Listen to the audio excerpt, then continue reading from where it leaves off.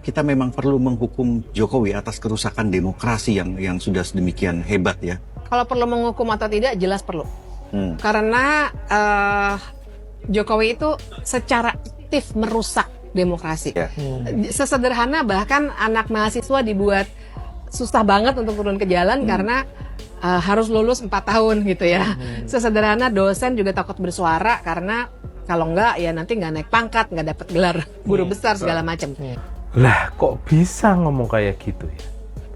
Sedangkan baru kemarin loh, mahasiswa turun ke jalan demo, dan tiap hari juga para dosen itu, juga koar-koar bebas berbicara untuk mengkritik Pak Jokowi. Apa sih yang dilarang apanya gitu loh. Loh kemarin aja baru demo kok dilarang. Terus kalau mau menghukum Pak Jokowi atas nama rakyat merusak demokrasi dan lain sebagainya, janganlah mengatasnamakan rakyat atas opinimu pribadi gitu.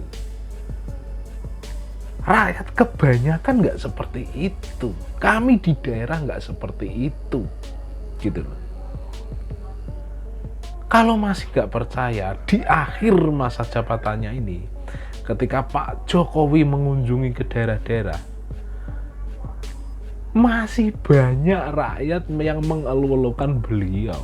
Gitu. Artinya apa? Rakyat masih sangat cinta dengan Pak Jokowi. Ini buktinya. Ya, respon di setiap daerah memang berbeda-beda. Tetapi yang di Manado ini memang luar biasa. Saya nggak mau ngomong apa ya. Sampai dicegat di jalan. Ya nggak tahu, saya juga sering ke sini. Tetapi sore dan malam hari ini betul-betul masyarakat Manado memberikan sebuah kejutan. Nyegah di jalan. Lihat nggak? 9 kali Pak ya? Cekat ya Pak? 9 kali ya Pak? Ya tadi 9 kali harus berhenti. Menyalami masyarakat. Ya itulah masyarakat kita yang memang bergembira. Jadi janganlah mengatasnamakan rakyat ingin menghukum Jokowi. Itu kan pendapat Anda yang membenci Jokowi. Kami tidak. Rakyat kebanyakan tidak.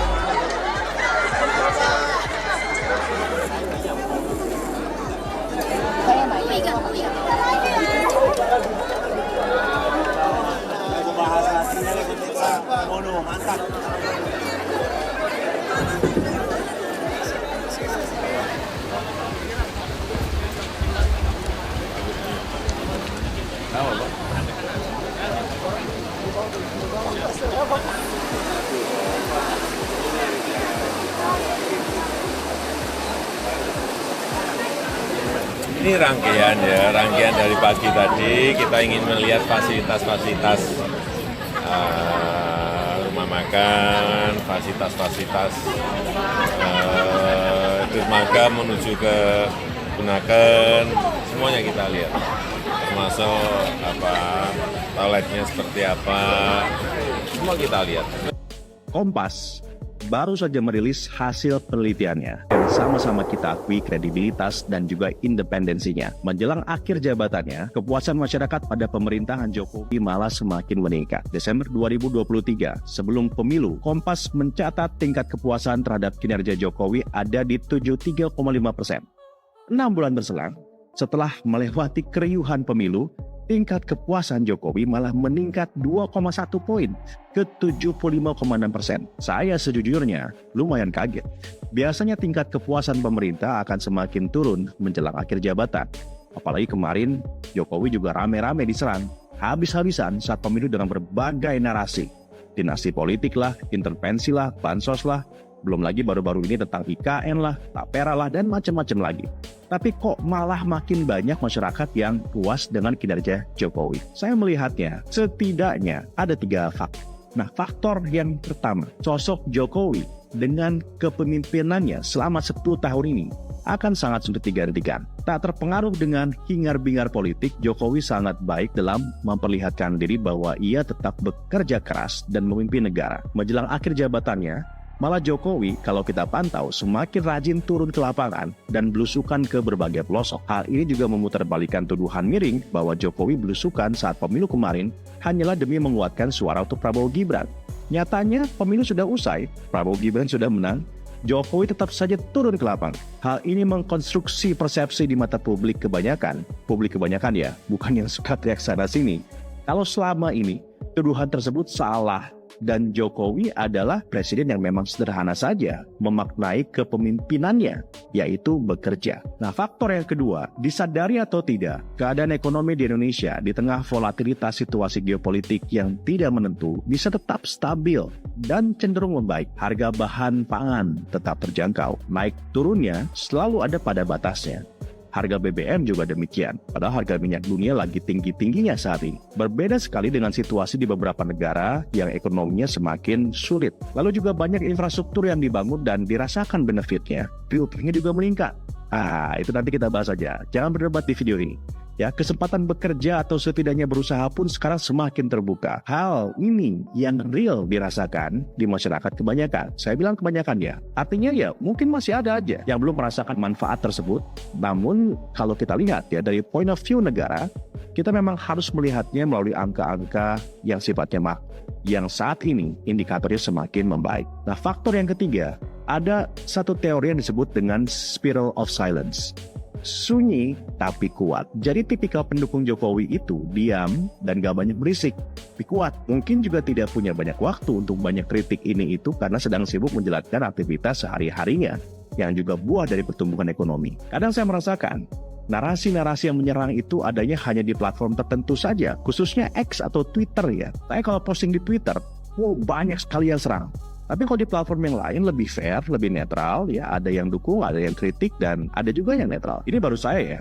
Pak Jokowi juga demikian. Kalau kita lihat di postingan beliau di Twitter, komen-komennya banyak yang negatif. Tapi sentimen di platform lain seperti di Instagram, YouTube, TikTok jauh lebih netral. Saya coba tarik data periode selama 30 hari terakhir. Nah, begini nih hasilnya. Di Instagram, sentimen positif Jokowi adalah 14% dan negatifnya 5%. Di TikTok, sentimen positif Jokowi adalah 11%, negatifnya pun kurang lebih sama, 11%. Sementara itu di pemberitaan, sentimen positif Jokowi itu 5% dan negatifnya 4%. Sisanya netral, artinya yang netral dan positif jauh lebih banyak dibandingkan negatifnya. Sementara itu kalau di Twitter, sentimen positifnya Jokowi hanya 10%, sementara itu negatifnya 34%. Tapi kalau kita tarik semua data dari seluruh platform, sentimen positif Pak Jokowi itu 11% dan negatifnya hanya 9%. Sisanya 80% netral. Artinya 91% pengguna sosial media memberikan apresiasi yang netral dan positif kepada Pak Jokowi. Kawan-kawan, mungkin saya sedikit mellow ya. Tetapi yang ingin saya tekankan melalui konten ini adalah tak lama lagi loh Pak Jokowi akan mengakhiri jabatannya. Hanya sekitar 3 bulan lagi. Anda mau bilang saya apa? Menjilat lah atau apalah, terserah aja. Tapi saya ingin mengucapkan terima kasih kepada Pak Jokowi yang telah memimpin Indonesia selama 10 tahun ini tanpa ada absen sekalipun. Cek deh. Nah, dari kepemimpinan Pak Jokowi, dari presiden ke presiden juga kita lihat bahwa beliau sukses diteruskan dan membawa Indonesia ini menjadi negara yang sangat disegani dunia. Mengawal Indonesia keluar dari pandemi COVID dan tetap berhasil membangun perekonomian dan juga infrastruktur.